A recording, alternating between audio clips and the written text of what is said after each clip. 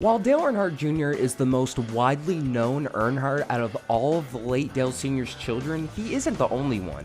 Kerry Earnhardt is actually the oldest out of all of Dale Sr.'s children and is the half-brother of Dale Earnhardt Jr. and Kelly Earnhardt. Kerry Earnhardt's mother, Latine Brown, was actually Dale Earnhardt's first wife.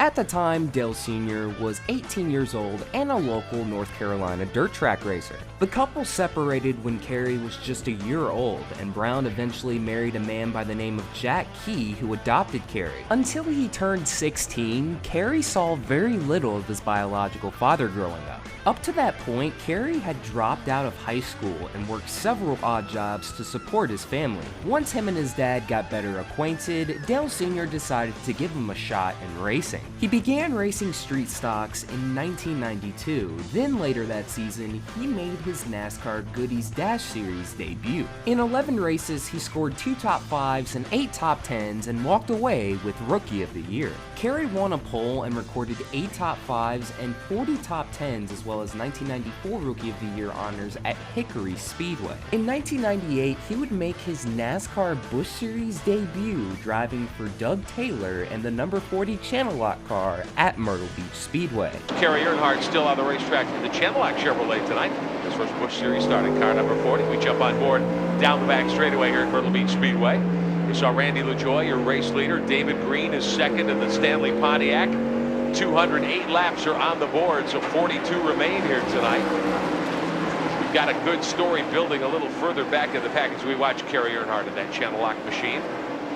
The 40 car, nice job tonight. He's up to 21st. He struggled, but he's hung on. From 1998 to 1999, he drove in a total of 7 races over 2 seasons, failing to score a single top 10 in those 7 starts with a best finish of 20th at Daytona. After struggling in the Busch Series, Kerry decided that the best option would be to go down to a lower series and develop his talents. In 2000, he made a total of 6 ARCA Series starts, scoring 5 top 10s, 4 top 5s, and his first career win at Pocono. He also went on to make his Winston Cup Series debut for Dave Marcus at Michigan that season, and well, that went much differently. Kerry Earnhardt has crashed in his Winston Cup debut. The Realtree Chevy, extensive right side damage.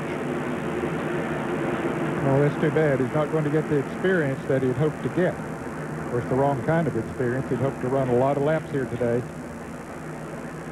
Kerry has experience in the Busch Grand National Series and also in ARCA, where he's been running this year. He does get the Realtree Chevy refired, but it does bring out the caution. He won an ARCA race earlier this year at Pocono and has 4 top 5s in his 5 starts.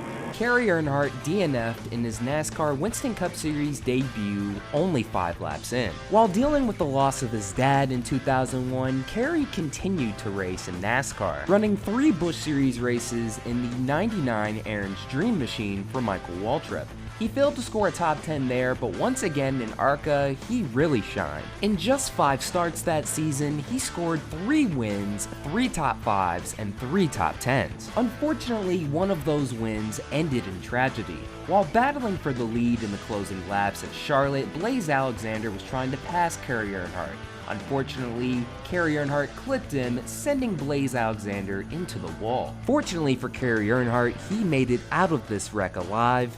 Unfortunately for Blaze Alexander, he would die as the result of a severe head injury. In 2002, Kerry Earnhardt would attempt to go full-time for the first time in his NASCAR career, driving for Terry Bradshaw in the NASCAR Busch Series.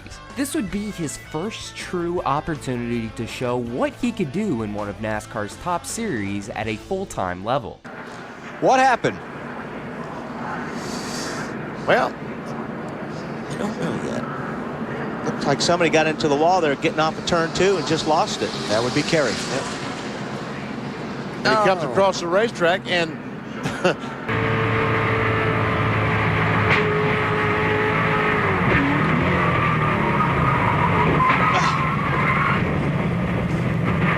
only problem I got is all this traffic I'm going to have to deal with, and that's where all the trouble is. Kerry Earnhardt got underneath the 77 of Andy Kirby. Around she went. And around, got hooked together.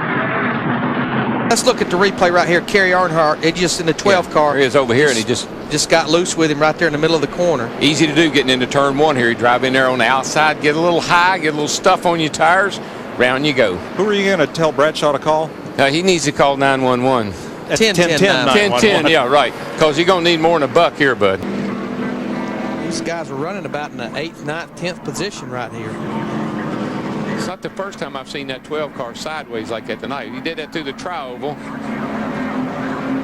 And Earnhardt has now climbed from his car, and he's okay. No, that's Kerry Earnhardt. Check that. Caution's out. Just can't begin to explain the disappointment a driver feels when he's here all weekend building up to the start of a race, and before he gets 5 miles under his belt, he's crashed. Let's go up in here and just see. He's loose getting in the corner. There's no one makes contact with him. He just gets loose getting down in the corner. And Wally, we've talked about it all weekend. These cars have a tendency coming off the corner to get tight, and you've got them so loose getting in the corner. That's what happens. Nobody around.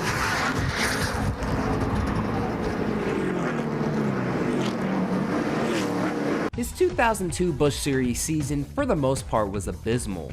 0 wins, only 2 top 5s, with 5 top 10s, and an average finish of 23.8. While he rarely finished up front, in the few times he did, he was actually competing for wins. Take the 2002 Kansas race, for example. He was battling with Jeff Burton for the win in the closing laps. This is a big deal, especially during this era, because Jeff Burton was without a doubt the biggest Busch Series leech. He went on to finish runner-up in that race, and also scored another top 5 to close out the year with a 5th place finish at Memphis. Unfortunately, he didn't improve much after that. His 2002 was a good season compared to 2003, where he failed to score a single top 10 and also had his season cut short due to injury. After Terry Bradshaw let him go due to bad performance, he made some select NASCAR Nextel Cup Series starts. The first of them being the Nextel Open, where before they even made a single lap, Kerry Earnhardt was already jumped. But on a side note, he was in the final running for the fan vote win.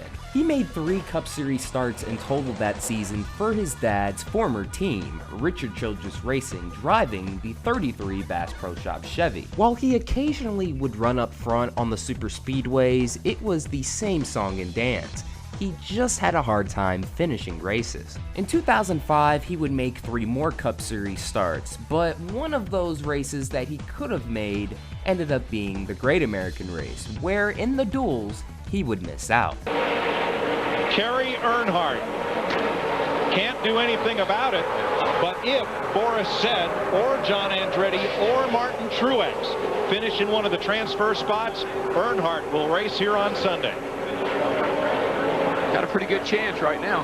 Martin Truex races his way in the final transfer spot, and Kerry Earnhardt will pack up and head home. Sitting with Bobby Hutchins there.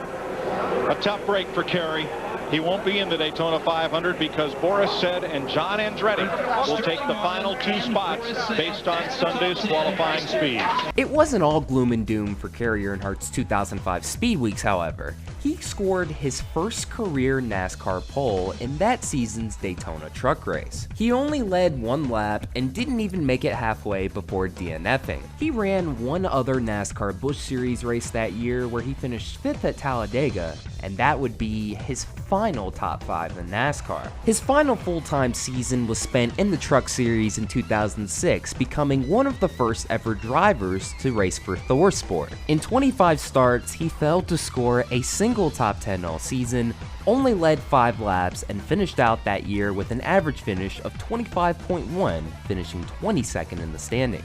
He never raced another full-time season after that, racing sporadically from 2007 to 2009 before never running in NASCAR again. Since his and his brother's retirement, his son Jeffrey Earnhardt continues to carry on the Earnhardt family legacy by racing in the Xfinity Series. For Kerry Earnhardt, I was getting a ton of requests from NASCAR fans telling me to do a NASCAR bust, but to be honest, I wouldn't consider Kerry Earnhardt a bust.